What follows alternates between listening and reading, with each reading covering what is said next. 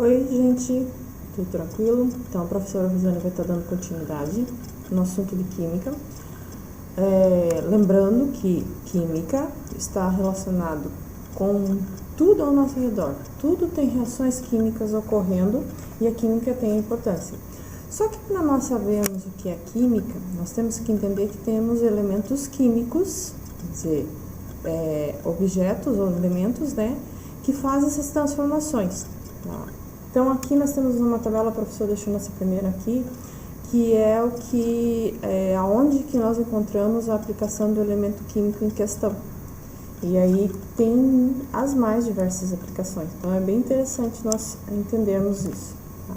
Então, essa tabela periódica, tá, ela pode-se dizer que é um alfabeto dentro da química. Então, nós temos os metais, os semimetais, os não metais, os gases nobres, tá? E esses elementos, eles têm importância dentro da nossa vida porque eles sofrem transformações e se tornam objetos de uso nosso. Só que para nós chegarmos na organização que nós temos hoje da tabela química, nós tivemos, sempre vale lembrar que nós tivemos diversos cientistas envolvidos nesse processo. Alguns acertaram, outros tentaram. Então, um que nós chamamos, que é o pai da tabela periódica, que nós falamos que é dos elementos químicos, foi Mendeleev. Ele viveu entre 1834 e 1907. E aí, em 1869, ele organizou os elementos em ordem crescente de massa atômica. Tá? Então, essa massa atômica que vai determinar que é a soma dos prótons e dos nêutrons ali, e ela vai dizer, é a soma desses elementos, e daí nós temos que lembrar que os átomos, eles têm dentro dele a composição no núcleo dos prótons e dos nêutrons, e ao redor desse núcleo os elétrons distribuídos em camadas de nível energético. E aí ele conseguiu também, vale se lembrar, chegar numa característica bem interessante, que os elementos de comportamento químico semelhante ficavam na mesma vertical. Quer dizer que tinham coisas semelhantes entre eles. Então, daí, nesse caso, ele deu o nome de família. E aí, a classificação atual, tá, que foi a que nós temos hoje, e os elementos ficaram organizados em ordem crescente de números atômicos. Aí, nós temos essa organização que vocês têm aí, ó, com números atômicos, símbolo atômico Z, tá? E aí nós temos os elementos ali, o hidrogênio, o lítio, o sódio, o potássio, o fósforo, tá? E aí eles são organizados em metais, semimetais, não metais e gases nobres. E aí a gente tem dentro dos metais alcalinos terrosos e assim por diante. Eles têm algumas outras subdivisões, tá? Então eles são organizados, vocês estão vendo que eles todos têm os numerozinhos e esses numerozinhos estão em ordem crescente. Aí nós temos aqui uma outra representação. Então, nós temos a família, ela está toda em coluna. E aí nós temos ou mesmo chamado de grupos, e aí nós temos as séries, que são as linhas horizontais, tá? Que são os períodos. E aí vocês estão vendo que tem a série do lantanídeos e o actinídeos, tá? Ali embaixo também.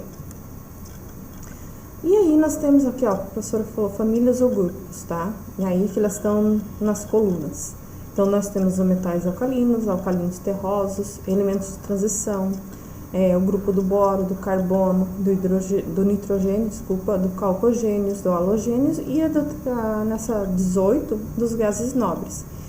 Tá? Então, elas são divididas em colunas nessas famílias. E aí, uma característica que eu já estava falando ali, ó, os períodos escritos da tabela periódica, linhas horizontais, representam 7 camadas eletrônicas da eletrosfera, que são aquelas camadas que estão ao redor do núcleo, uma camada K, L, M, N, O, tá? São as camadas K, L, M, N, O, P, Q, tá? Desculpa. E as linhas horizontais da tabela são as séries e períodos. Como a professora falou ali, das famílias que aparece ali são dos gases nobres. Quais são os elementos dentro dos gases nobres? O hélio, representado pela letra HE, o neônio, Ne, argônio, AR, criptônio, Cr, se eu não me engano, xenônio, Xe e o radônio. Caso vocês achem interessante, esse aqui pode ser até nome para os filhos de vocês, tá? Brincadeirinha à parte, eu sempre brinco com os alunos que isso aqui são os nomes. Então, hélio, neônio, argônio, criptônio, xenônio e radônio.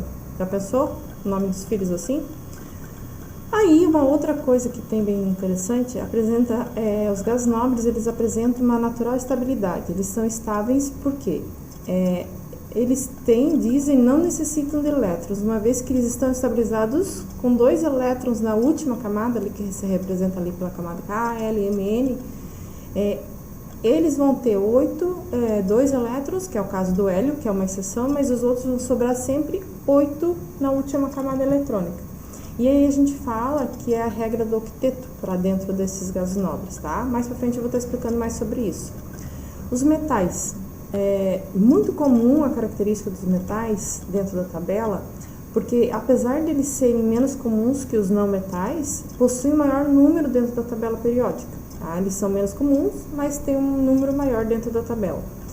Eles têm características de ser maleável, dúctil, condutível e ter brilho. Uma exceção muito interessante é o mercúrio, que é o único metal líquido. Vale lembrar que o mercúrio ele é proibido a comercialização dele dentro do Brasil, tá? Ele causa câncer e o pessoal usa para garimpo, na garimpagem, porém ele é proibido. Os não metais. A característica desses não metais, eles não são maleáveis nem semiconductores, não conduzem, tá? Não conduzem bem a eletricidade nem o calor. Eles têm uma característica também de ganhar elétrons nessas reações químicas que ocorrem, tá? Não apresentam brilho e alguns são líquidos, diferente dos metais. Por exemplo, tá? Nós temos os elementos dentro da natureza ali, tá? Diamante, substância mais dura encontrada na natureza. A pessoa, professora, mas tem outros elementos e tal, mas aí são elementos transformados pelo homem. Dentro da natureza, transformado unicamente pela natureza, sem intervenção do homem, é o diamante, tá? O hidrogênio, que é representado pela letra H, é o elemento químico mais leve do universo. O cloro, que é representado pela letra C maiúscula e L minúsculo, tá? O hidrogênio é pelo H. É um composto utilizado como conservante de carne, conservante de comida, como alvejante, limpador de superfície e reagente de laboratório. É estranho a gente falar que ele é conservante de carne, mas aí vocês lembram que a quantidade que vai determinar entre ser remédio e veneno, tá? Então aqui não é o elemento em si, mas a quantidade que vai determinar se vai fazer esse processo. O argônio, por exemplo, tá?